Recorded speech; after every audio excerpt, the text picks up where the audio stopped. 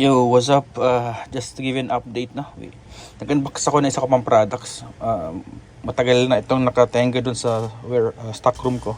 Ngayon na talaga nagka-time i-unbox yung AMH series natin.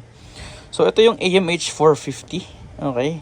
Actually, Brad, sa lahat ng mga modules ko, no? AMO, AMC, AMR, para sa akin, no? For full range. Ito yung pinaka the best para sa akin, no? Durability, okay, and then mamaya sa conclusion, pero para sa akin ito yung the best, although wala siya yung features ng Bluetooth, ng DSP, okay, ng ano ba yan, ibang mga digital equalization, no. Para sa akin ito pa rin yung the best para sa akin, kasi yung durability pa lang dun panalo na.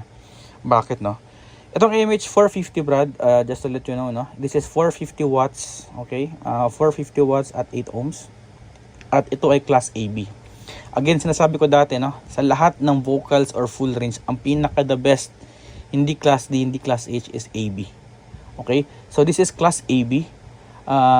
Ang supplier nito, Brad, sabihin ko na agad, no, dati silang tagagawa ng amplifier ni Turbo Sound, kung alam niyo yung Turbo Sound na company. Pero nung lumipat si Turbo Sound sa Class D, okay, so na-left sila. Naiwan sila ng Turbo Sound. But sila yung supplier dati ni Turbo Sound. So makita mo, Brad, ang kapal. Makikita yung pricing ka. So makita mo, ang kapal na matigas. This is 450 watts, no? Hindi siya bi-amp, okay? This is currently 6 kilograms. Pero sa quality, Brad, maganda. Walkthrough ko muna kaya, no? So meron tayong isang input, isang output for mix out. Ito yung volume knob niya, okay? Ito naman yung bass change, no? Ito yung bass niya. Para sa akin, the best pa rin talaga analog. Kahit sabi mo may digital yung iba, analog pa rin, no? Ang bilis i-adjust. Yung ang digital kasi, okay, maganda tingnan, LCD.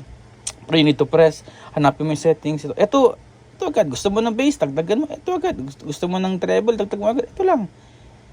Kahit sa mga aircon ng sasakyan, kahit sa no, gusto pa rin talaga analog, the best way.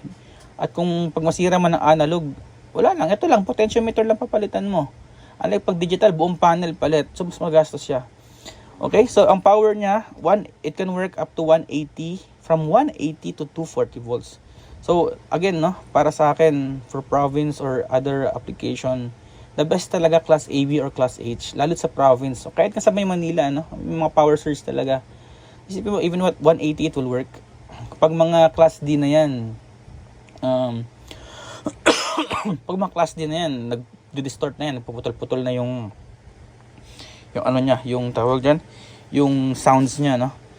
But yeah, again, is the power switch, robust siya, no? Matigas yung ano niya, kaya maganda. Then ito, logo ko, Ekman, Advanced Sound Technology. Okay, and then let's go to the back. But guys, this one is still not available.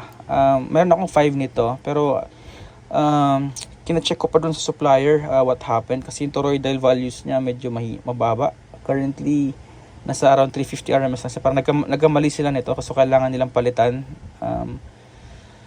So ayoko naman magbenta ng fake RMS, no.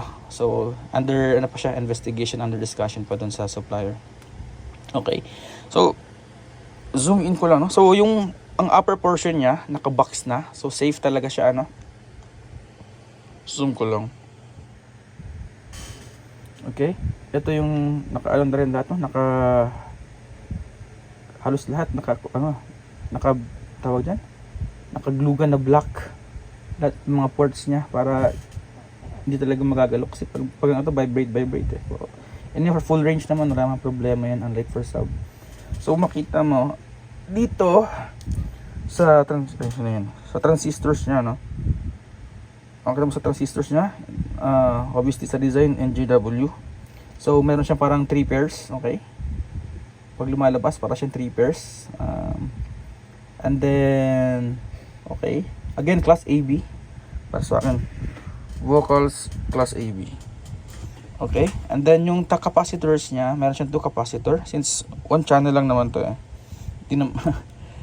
ang value ng capacitor medyo malaki, Brad. 80 volts at 10,000 UF. So na yan. So, ano, 10,000 UF, 10,000 UF, 80 volts. Okay, so safe na safe siya. At mayroon din siyang fuse dito. Okay, sa inlet ng power niya, ito yung black, no? Papasok dito, ito yung kanyang fuse. Okay, at makita mo dito, sabi ko nga durability, no? Wala kang makitang SMD parts, Brad. Wala kang makitang SMD parts, Brad. Wala. Diodes, capacitor, resistors, lahat, no? Lahat is yung typical, no, parang sa class AB or sa mga component amplifier natin. So repairability wise, no, napaka favorable sa Philippine market. Okay, so 450 RMS the best, no? May relay din siya sa loob. Okay, so again, para sa akin ito yung pinaka the best, no, for full range application. Okay, so again, ito yung front view niya. Ito yung back. So yung demo nito saka na kapag napalitan na to, kasi for replacement pa to. Okay. Yan, ito siya. Walang SMD components, Brad. Parang ano lang siya, kung amplifier lang natin. Again, ito hindi siya bi-amp. So kung meron kayong meron kayong existing speakers na meron ng dividing network, madali na to. Salpak na lang to, diretso na sa dividing network. Okay? So again, for class AB and class H, since madali siyang i-repair, no?